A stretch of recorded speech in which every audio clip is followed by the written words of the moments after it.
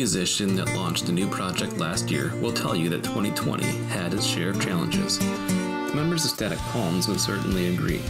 I sat down with this new Midwestern trio and we discussed what it was like to start a new project during a pandemic, how it's affected the way they operate as a band, and their plans for a brand new year.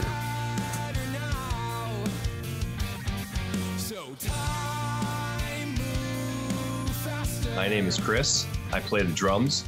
My name's Kyle. I play bass. My name's Shane, and I play guitar and I sing. The three of us have actually played in a few projects before. Specifically, Chris and I had joined a band called City of Ghosts.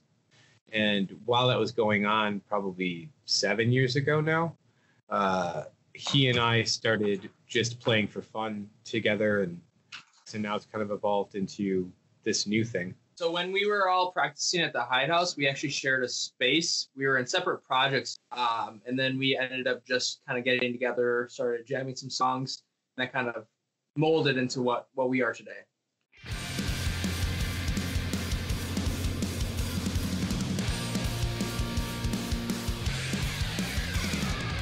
Though they can trace their roots back to the Hidehouse in Milwaukee, some of the band members now spend their time in Chicago.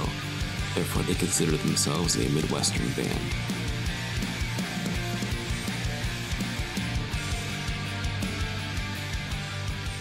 Kyle and I live in Chicago, and Chris is still in Milwaukee. I would say we're more of a Midwest band, given that we originated from Milwaukee. Some of us have toured a lot, like throughout the Midwest and stuff like that. The Midwest, it's specifically more of like a home base for us, whether that be in Wisconsin, Chicago. I have a lot of friends over in Columbus, Ohio, and stuff like that. Yeah, I think it's fair to say if you travel the Midwest, if you tour it enough, like shows in for example, Minneapolis are just as comfortable as Milwaukee or Chicago because they're the same kind of. I think the Midwest has that in general, has that welcoming feel. On top of just, especially in the winter time, not this year, unfortunately, but bands coming through are one of the only things you can do. So it's kind of a tight-knit thing. Due to the pandemic, Static Palms was launched without the ability to play live shows.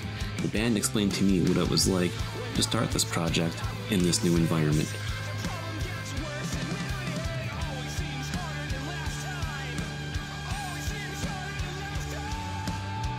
It's really unfortunate that we weren't able to start playing shows yet. I'm definitely really excited to, especially given after the pandemic is over.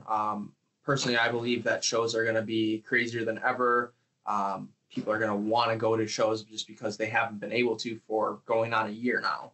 Yeah, that's kind of been the driving mentality is a lot of bands are going to break up during this period. If you can, and this goes to any artist, if you can come out of the gate when people can actually see your work, regardless of what it is, if you can come out of the gate after this weird break with like something you could actually pour time into and be proud of, like you're going to be well ahead of a band in that because we were originally supposed to go into the studio in spring and probably 3 weeks before we were supposed to leave, maybe 4, COVID struck and the studio we were going to, which is ABG, Always Be Genius, and the engineer Seth who runs it, he had to basically reevaluate everything. They didn't know if they were going to have business. They needed to make sure everything was COVID safe.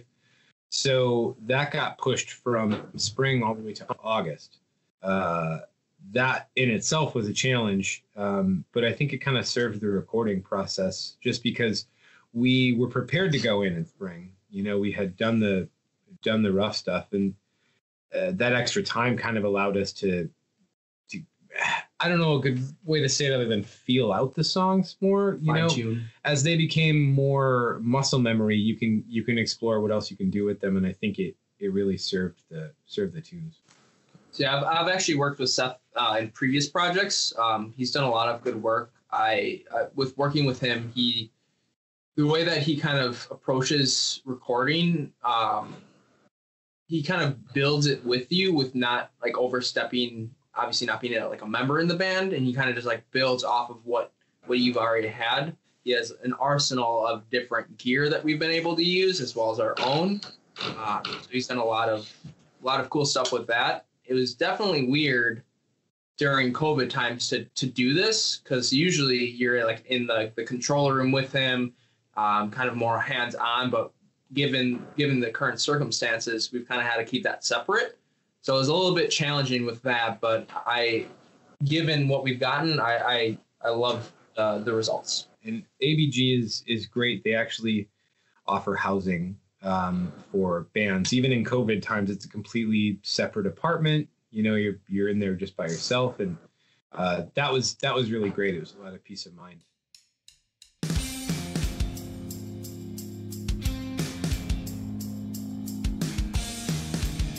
Once the band finished up recording the EP, they set out to make a video for the opening track, Palm Reader, which was filmed at one of the Chicago area escape rooms. So Palm Reader, we wrote as a unit. The lyrics were more me, but the music is definitely more of us. The song's really just about,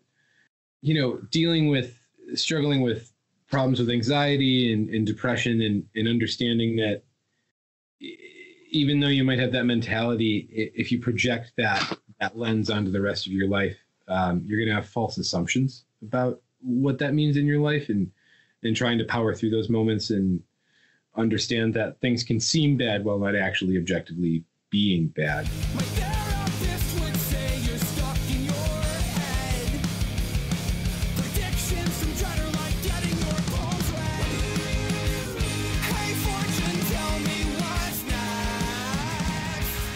I gotta say, it came together pretty easily in the studio.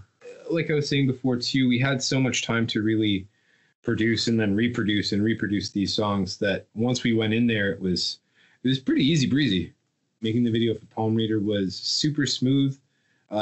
Also, just because of COVID, all of the what are those rooms called? Escape rooms. The escape rooms that are like super themed. They don't have any business now, so they're renting them out for like videos and music videos and things. So we were able to get something called the Pirate Room, and I got to live out quite a few fantasies during that process.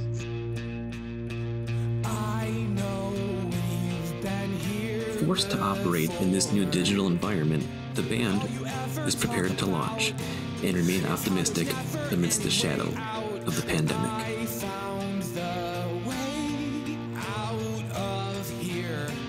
Any distraction in people's lives is a good distraction. I can't assume people will like what we're gonna put out, but we definitely wanted to start coming out sooner rather than later. The EP is gonna come out after the single, and there's other plans in the works. At this point, it's more about continuing to release material we can stand behind for the sake of releasing material we can stand behind, just because what else are we going to do with our time? It's work or this. So it's been nice as far as the way that we've approached it. I've always wanted to kind of get everything in order before we actually launch as a band, which being in COVID times, it's given us that opportunity. I feel like I've definitely gotten a little bit too excited to just kind of be out there and be a band, that I kind of overglossed a lot of like the production side of things, as far as like having your music professionally recorded, getting your music videos ready for like an actual launch and all of that. Yeah. Also, too, getting to put in a lot of critical thought, because at this point, we can't really project when shows are going to be an opportunity again.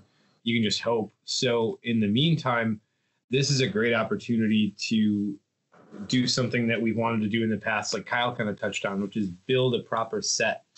A lot of times you're always in a hurry. Starting a band in COVID times is kind of the perfect opportunity if you look at it the right way, just because you can, by the time even booking is an opportunity.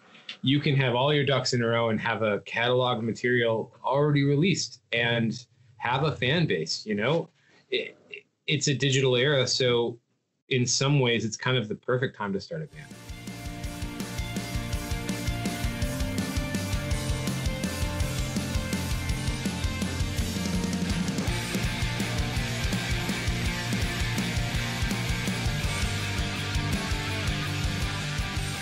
Shout out to Shane for just really having a good strategy in terms of taking the material that we recorded over the summer and have begun to kind of get it packaged up.